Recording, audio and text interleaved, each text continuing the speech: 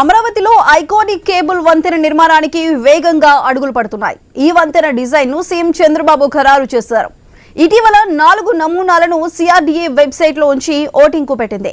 అన్నింటికంటే ఎక్కువగా దాదాపు 14,000 వరకు రెండో ఆప్షన్ కు ఓట్లు పడ్డాయి. దీనివైపే సీఎం కూడా మొగ్గు చూపారు.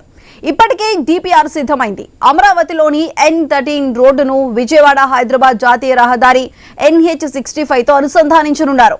2,500 కోట్ల వ్యయమయ్యే ఈ ప్రాజెక్టుకు త్వరలో టెండర్లు పిలవనున్నారు.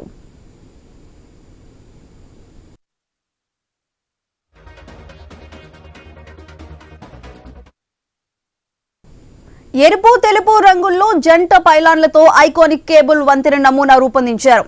స్వస్తిక హస్త రూపంలో ఉండే కూచిపూడి నృత్య భంగిమ డిజైన్ ఇదే. నమూనాలో స్థానికతకు పెద్దపీట వేశారు. నిప్పన్ కో లిమిటెడ్ డిపిఆర్ ను తయారు చేసింది. భవిష్యత్తు అవసరాల దృష్ట్యా వంతెనను 6 వరుసలుగా నిర్మించనున్నారు. 2 వైపులా కాలిబాటలు ఉంటాయి. అమరావతిలోని రాయిపొడి నుంచి కృష్ణానదికి అవతల NH65 వద్ద ఎన్టీఆర్ జిల్లా మూలపాడు వరకు 5.22 కిలోమీటర్ల పొడవున కేబుల్ బ్రిడ్జ్ ను నిర్మించనున్నారు.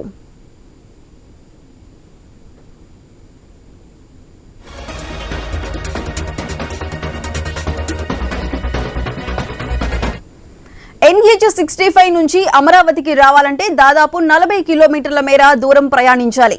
మూలపాడు, ఇబ్రహీంపట్నం, గొల్లపూడి, కనకదుర్గ వంతెన, ప్రకాశం బ్యారేజ్ మీదుగా రావాల్సి ఉంది.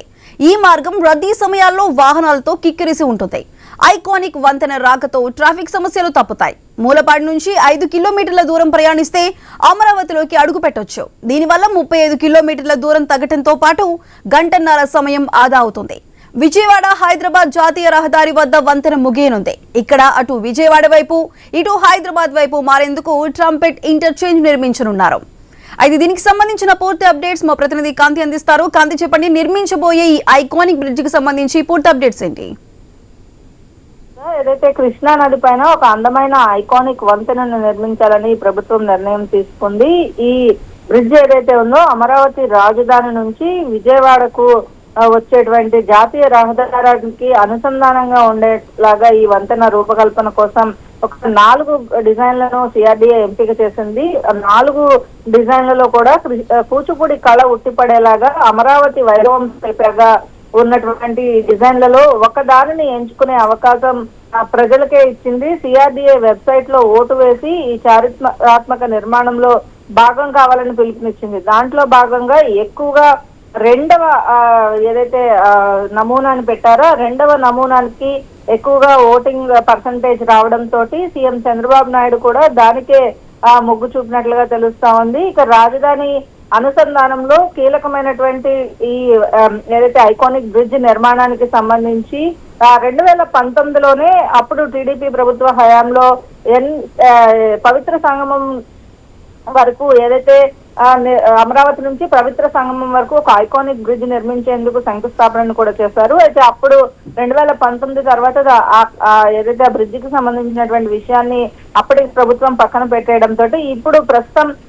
మూలపాడు దగ్గర నుంచి అమరావతికి వెళ్లేందుకు అంటే దాదాపుగా 35 కిలోమీటర్ల మేర ఈ ఏదైతే ప్రయాణించేదానికి సంబంధించినటువంటి 35 కిలోమీటర్లు తగ్గే అవకాశం ఉంటుంది. అటు హైదరాబాద్ నుంచి వచ్చేటువంటి వాహనాలు డైరెక్ట్ గా ఐకానిక్ బ్రిడ్జ్ మీదుగా డైరెక్ట్ అమరావతిలోకి ఎంటర్ అవడానికి జస్ట్ 5 కిలోమీటర్స్ ప్రయాణం చేస్తే ఈ అమరావతిలోకి చేరుకునే అవకాశం ఈ ఐకానిక్ బ్రిడ్జ్ ద్వారా చేశారు. అలాగే ఈ ఐకానిక్ బ్రిడ్జ్ కి సంబంధించినంత వరకు కూడా ఒక ప్రత్యేకమైనటువంటి స్వస్తిక ఆకారంలో ఉండేటువంటి ఈ ఐకానిక్ బ్రిడ్జ్ కి సంబంధించి అలాగే 6 లైన్స్ తోటి ఈ నిర్మాణం అనేది చేపట్టాలని కూడా నిర్ణయించారు. మొత్తంగా 5.22 కిలోమీటర్ల పొడవున కేబుల్ బ్రిడ్జ్ నిర్మాణం అయితే చేపట్టాలని నిర్ణయించింది. అయితే నిప్పాన్ కోయా లిమిటెడ్ కి సంబంధించి డిపిఆర్ ను కూడా సిద్ధం చేసింది.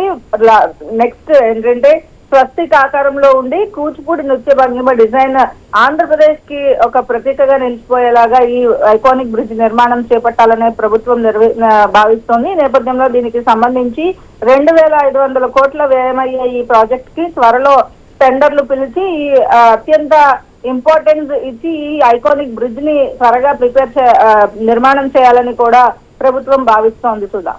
Right Kanthi, thank you.